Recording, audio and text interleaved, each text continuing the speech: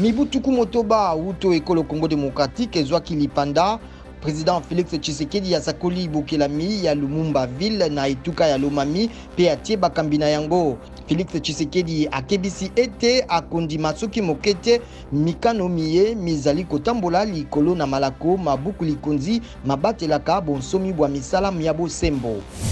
Cour suprême ya États-Unis eboyi kopesa mokano sima na boboyi bopekisami ya kolandela Caleb Mutondo mokambi ya kala ya ANER pe Alexis Tambu Mwamba mokambi ya Sénat yango etiki nzela ete Cour d'appel fédérale ekoka kosambisa bango.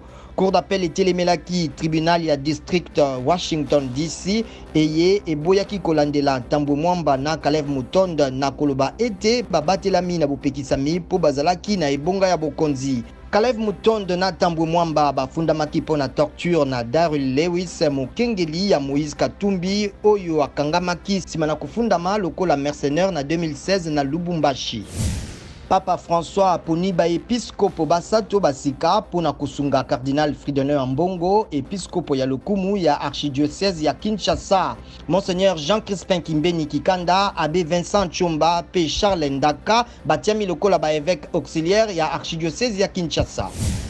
Pepo ya Yambo ya PAM, Programme alimentaire mondial, ememaki basali ya lisungi ekomaki mpona mbala ya Yambo lobi na Kinshasa na ekolo Congo démocratique sima na bokangami ya pene sanza misato mpona COVID-19. Mpepo iso longola cargo epekisamaki kokita na RDC mpona bokono boye.